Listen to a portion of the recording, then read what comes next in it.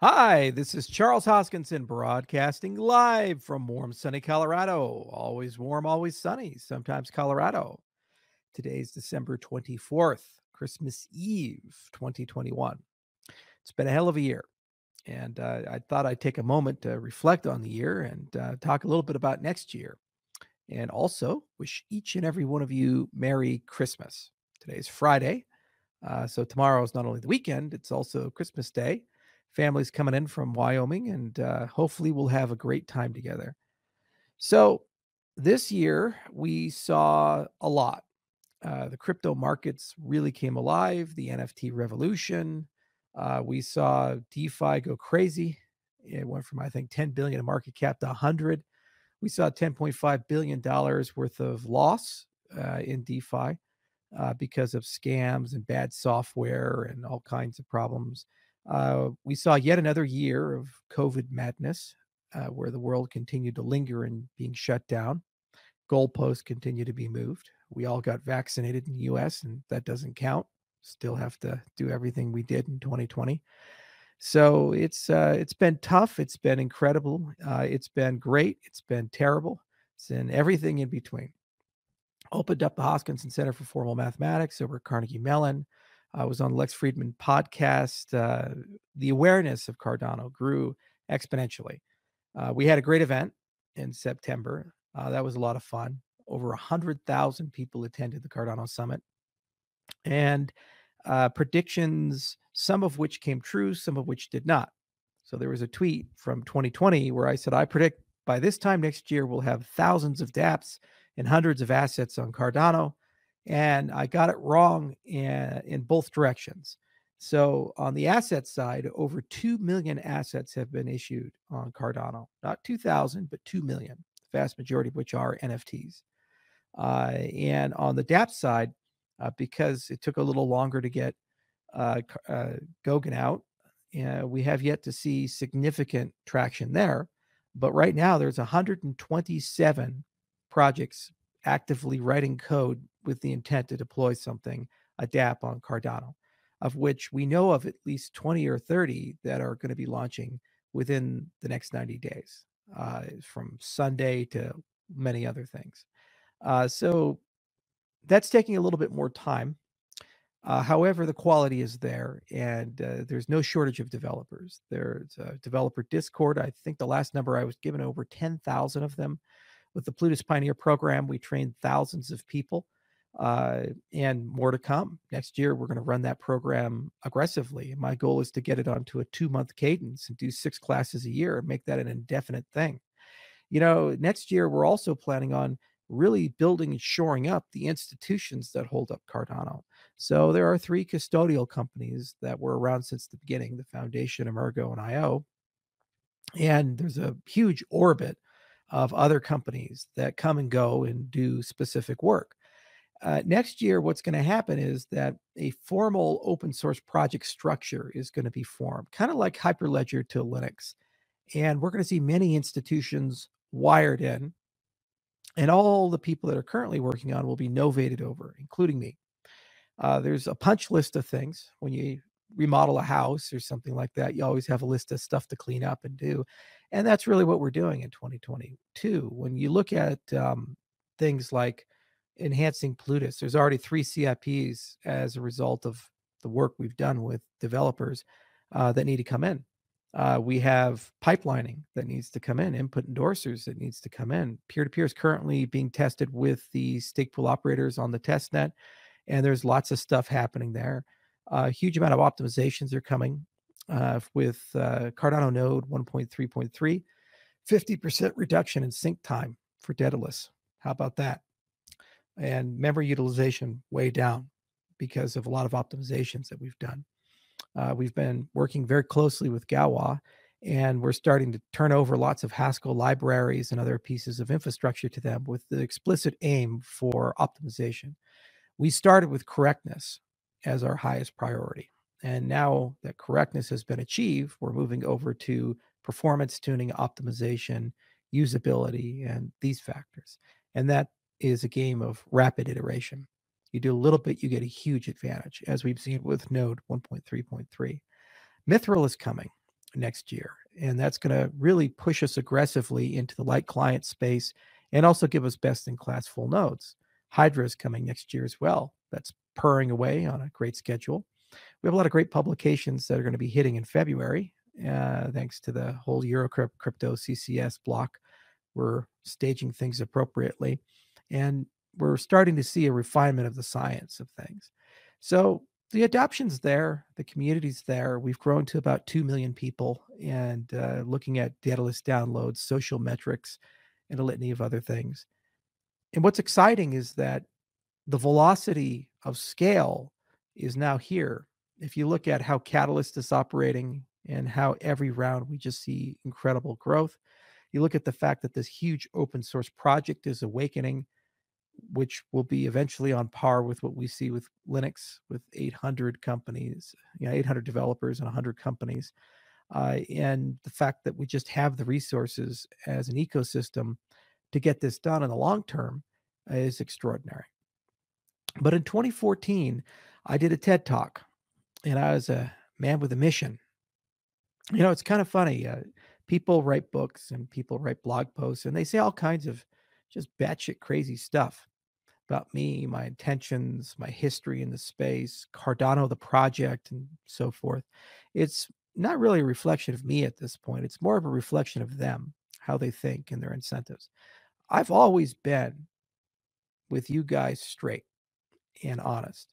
And I told you back in 2014 what I was going to do. Going to go out there and we're going to figure out how to build a financial operating system for the world. We told you how we're going to do it. You're going to do it with peer review and formal methods. And we told you what it would take. It's going to be a long, arduous, systematic march, day by day by day. It's not sexy. It's not defined by surprise announcements. It's not defined by sudden partnerships and burns and all these other gimmicks that the space has. It's defined by just good old-fashioned hard work. That's what we said in 2014, which was, by the way, batshit crazy. It's just me and a few adherents that were crazy enough to believe it was possible. Now we look at the end of 2021 and there's 2 million people, billions of dollars, an ecosystem, a huge movement, 127 dApps, projects building. The one I am most excited for is the relationship with Possession. So my goal is the second half of 2022 to figure out how to put all the pieces together to get an end-to-end microfinance transaction on Cardano.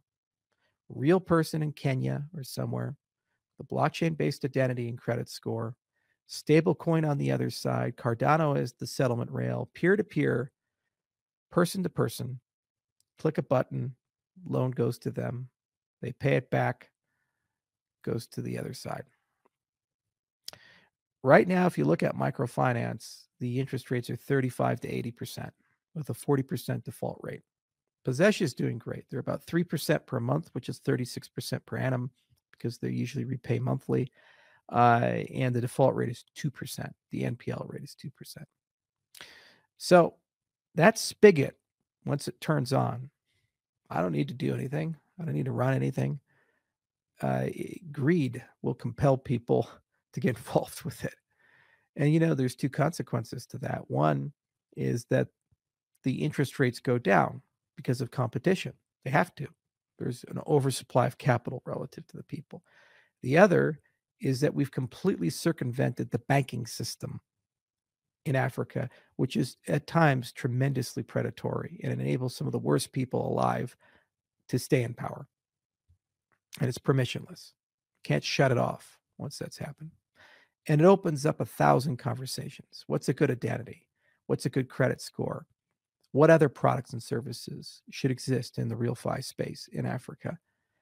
And how do we spread this across all of Africa? Not just be Kenya, but be Nigeria, and Ghana, and Rwanda, Uganda, all across Africa. That's the dream. And in 2014, it was a slide deck at a TED Talk. But we're here now. And 2022, all the infrastructure is in place to make that happen. Mithril, Hydra, pipelining, you put endorsers. You take a look at the identity system, Prism continues to evolve at a rapid pace. Light wallet infrastructure, the partnerships. We did the Africa tour, went to 6 countries in 4 weeks. Met heads of state, met heads of major companies, built great relationships, and it was the culmination of 4 years of effort on the ground. Not easy years. They were years filled with hostility, misunderstandings, food poisoning, on some cases a monthly basis, poor logistics, oftentimes difficult communication, coups, attempted coups, civil war, disease, all kinds of things, horrors. And the heroes that stood the line, they got it done. They built a reality where what we said we were going to do in 2014 can now be done. And that legitimizes not just Cardano and the concept of DeFi, but to be frank, our industry as a whole. We have a pretty big check we wrote as an industry.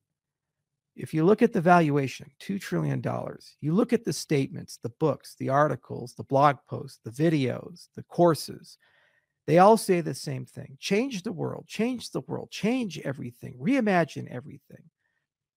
Decentralization. And that's what we were promised. And what did we get? Pictures of rocks that sell for $1 million. Buzzword, buzzword, buzzword. Networks that purport to be centralized, but when they stop working, somebody kicks them to restart them. But hey, great returns, right? So yeah, just keep doing that. And billions of dollars of losses because of incompetence and malice, willful theft and criminal conduct, and a mentality that it's better to be first than best. That is a pretty big check that we've written as an industry, and we haven't cashed it. Somebody has to. So we're going to do that as a project. And then everybody else will come flooding in. Competition will come in. And then it's over. Because it doesn't matter who wins. Because we win. Humanity wins. The people win. We set this whole thing up as an industry to do better, to live in a more fair world, a more equal world. We did this as an industry so that we together don't have to pessimistically, cynically accept what has been given to us. That is the rally cry. Just do better. Don't accept mediocrity. Don't accept evil. Don't embrace it. Don't tolerate it. Speak up against it. Don't accept hypocrisy. Don't accept lies. Don't accept the status quo. Every single thing around all of you was constructed by people who are no brighter than you, no more special than you, no more powerful than you. You consent to the things around you, the laws around you, the social customs around you, the way people treat you and you treat them. It's all consent based at the end of the rainbow. Sometimes your consent is coerced through fear, through psychological manipulation, through threats of criminality. But every now and then, a society has to stand up and it has to say we've had enough.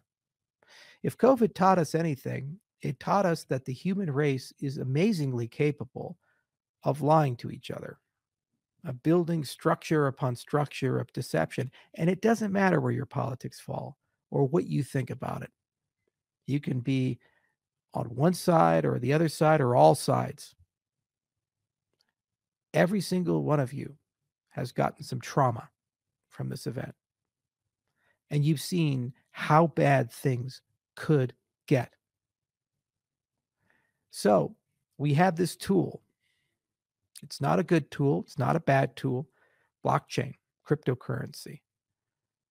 And we just have to decide, how are we going to use it? Where are we going to use it? And I caution every single person going into 2022, our success as an industry will be tested. It has to be, because if we succeed, we will change the power structures of humanity itself. There's going to be lots of scrutiny, misinformation, lies, and other things told by the legacy system. We already see it. We see people in the Congress, we see people in transnational bodies say that the only use and utility of cryptocurrencies is money laundering, child pornography, evading sanctions, all kinds of negative conduct and consequences. But yet they never mention all the good things. The fact that we can transform and change people's lives, give them economic agency that they lack. They never mention that the legacy system takes 3 billion people and casts them into perpetual poverty. They don't mention that.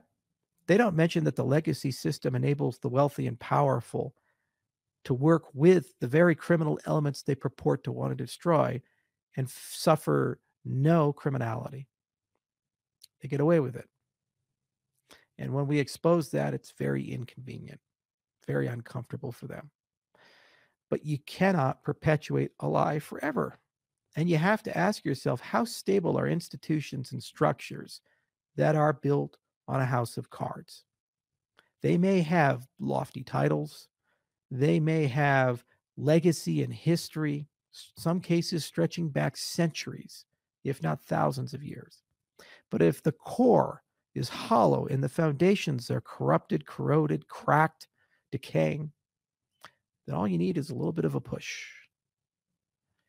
And that's effectively what we are collectively doing as an industry. We're giving the human race a little bit of a push. Not a big one, but enough. Enough to see what's on the inside of these institutions, how the sausage is made. The entire American population saw with the infrastructure bill how legislation is actually written, how everyone can agree, the vast majority, a supermajority of the Senate and the Congress, that there was harm in a bill, but only one person was necessary to allow that harm to push through. And people responded, that's just how Washington works. It's bipartisan in that respect. And it's your decision coming into 2022. Do you accept that? Is that the world you want to live in? Or in your own way, are you going to give it just a little bit of a push? Not a lot, but just a little. The Cardano project, we thought a lot about resiliency, ran a lot of scenarios down. There's a very good reason why Satoshi left. And for that reason alone, it's why Bitcoin is so strong. You see, it's so easy in society to put somebody at the top and say that person's the leader. And then you can centralize all of your criticism and attacks and personify the effort according to the person at the top. Don't like Catholicism? Well, attack the Pope. That's a good starting point. Pretty good assault. And equivalently, for corporations, protocols, ideologies, you always try to attack the person at the top. If there's no one at the top, then you have a much harder task in front of you, which is you have to attack the philosophy, the merits. You have to argue against what we stand for. And how can you argue against liberty and freedom?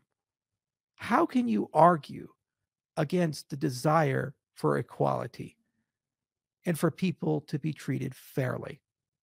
How can you argue against applying innovation towards making people's lives better? Global markets where each and every person is respected. There aren't double standards. There isn't cynicism. There isn't this attitude of, well, that's just the way it's done. There aren't special actors who get to go in through the back door while we all have to wait in line in the front door. How can you argue against that? What are you going to argue? Technical merits? How do you argue against hundreds of papers written with the same science that has given us the modern world? How do you argue against an open source project that has no face? You can't. So the attempt will always be to personify, to demonize. And each and every project in the cryptocurrency space has already been tested. The leadership of each and every project has been attacked. Look at Twitter and what they do. Look at the media and what they do. And that's why it's so pivotal that we continue the relentless march towards building a proper open source project. It's our biggest challenge next year. You want fast delivery. You want high quality code. At the same time, you want resilience, decentralization, facelessness. These things often are at odds with each other. Inclusivity slows you down because you have to wait for everybody to speak. Inclusivity also means that some people participating will lead you astray and down roads that are confusing and in many cases actually harm the project. Yet somehow you have to have an immune system to take the good with the bad, because that is the only way. There are almost 15 companies working on Cardano right now across the world. Sun never sets on the project. We need to make that hundreds and then eventually thousands.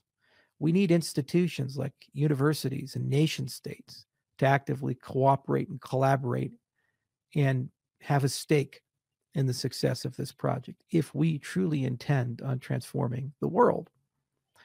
But you cannot have a mentality that Charles Hoskinson is going to sit up on an ivory tower and figure it out. I do what I can. I'll endow institutions just like I did the Hoskinson Center. In that case, it was for the field of mathematics. But more will come specifically for Cardano, from standards to science. We'll collaborate and work with best-in-class open source organizations. We'll open up a checkbook and cut checks for tens of millions of dollars if necessary. And we'll continue funding our developers to do our part. But if you really want the world I preach, you preach, you have to give it a bit of a push. Get your own communities involved. Could be the county council. Could be a small city. Could be your company. If you're a software company, assign an engineer to the open source project. If he doesn't know how to do it, we can find a way to train him or her. Get it done. If you have the means, build a project on Cardano. Showcase the power of decentralization. If you're an educator, teach about it. That's how I got started in the cryptocurrency space. Created a little class called Bitcoin or How I Learned to Stop Worrying and Love Crypto, because I like Peter Sellers, Dr. Strangelove. Do the same. Cardano or How I Learned to Stop Worrying and Love Crypto. Each and every one of you has a part to play in what's to come. And if we work together, we'll get it done together. Now, I'm committed. I can't get out. I burnt my ships a long time ago. This is how I want to live, and this is what I want to build. And I know at least how to do my part. I know how to build great protocols, and we have a great company, 600 people in it, and we're damn committed too. We have fun doing these things. It's an enjoyable step-by-step process. And we're starting to figure out that whole work-life balance thing. Even took a week off to go meditate in the mountains. Wow, how about that? And we'll just keep at it. And I'm sure the foundation will as well. They're hungry. And Emergo and DC Spark and Twig and Well-Typed and Runtime Verification and QVic and the rest of the gang. So many now. And now what's so encouraging is we're reinvigorated by the wave of 127 projects launching on Cardano. Each and every one of them cares about our protocol. Each and every one of them cares about the vision, the mission, the dreams. And each and every one matters. And some of them will grow to be just as large as my company. And they'll be able to carry the load too. That's real decentralization. And how do you bet against that? I oftentimes see all these people blabbering away into the wind. Deaf idiots can't even hear the moronic voices that they shout at with about how we must do it now. First mover advantage. It must happen now.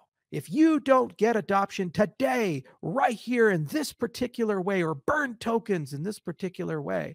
By the way, the tokens are all distributed. Who the fuck would we burn? You'd have to steal money from people. I hear them babbling into the wind day in and day out, not understanding that if this is to be successful, you must follow the path we're following. Inclusivity, debate, decentralization, solid foundations where the rug doesn't get pulled from you again and again, caring a lot about quality, caring a lot about making sure everyone moves together. And when people come, seeing if they leave or stay. That is how you build something special. And that's how you're around in 5 years or 10 years or 15 years or 20 years or 25 years. And that's what I signed up for. That's what we told everybody the Cardano project was all about. And a lot of you signed up for that too. So when we look to that 127, that's another one of the pushes. They're going to need some help too. Some of them are going to need some marketing help. Some of them are going to need some help with technology. Some of them are going to need some help with strategy. Some of them are going to need some help, if anything, emotional support. A lot of you send me emails and letters and pictures, and I really appreciate that. A lot of you wish me well and tell me, don't let the turkeys get you down. Stay strong. And I really appreciate that. I do. Please continue. It helps. But every single one of these project founders that are now the first cohort coming on Cardano and turning on, they're going to go through great struggles. They're going to suffer intense criticism. They're going to suffer ridicule. They're going to have tech that doesn't work, timelines that are not met. They need a helping hand too. They need emotional support too. They need your well wishes too. In many cases, more so than me. So make sure to include them too in your thoughts, prayers, and communications, and work with them if you can. Participate in Catalyst if you can. All the time, people come to me and say, how do I get started with Cardano? It's real easy. Catalyst. Just that simple. Learn about idea scale. Go there and see how vibrant the community is. It's bizarre that Silicon Valley, these VCs that purport to be so attuned with the next big thing and where growth is, haven't even heard about Catalyst. We tell them, they go on and they see it and they say, wow, there's actually people here. Wow, look at all these messages. Look at all these debates, these conversations. And these are all different people.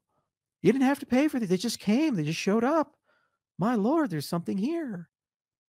They're amazed because they too, just like you and me, they're not any brighter, not any more special, and they're, of course, susceptible to groupthink. And they have inflicted upon the world this philosophy of move fast and break things, forgetting that the world was built by the opposite philosophy, slow and steady, with honesty and integrity. So 2022 is going to be a hell of a year. In many respects, it's going to be the best, and in many respects, it's going to be the toughest. There's going to be a lot of hits, some from unpredictable places, because that's what happens. Welcome to crypto. Some from the usual suspects. But we're one big family now. We're all together in this. And we've seen the promised land together. And I want to get there. And I know we can. So we just have to keep the faith. We have to work together. And we have to support each other. Not just me, but everybody. And we have to look at each and every day as an opportunity to be even better than the day before. So Christmas is tomorrow. Many of you are with family and friends. Many of you are here to enjoy the holidays. And of course, we have New Year's coming up. And I want to wish each and every one of you a Merry Christmas and a Happy Holidays. And I want to wish each and every one of you a pleasant New Year. Make this the best year of your life. Meditate more, lose some weight, be nicer to the people around you. And most importantly, ask yourself, what kind of a push can you do? Until next time, my friends, have a wonderful day. Cheers.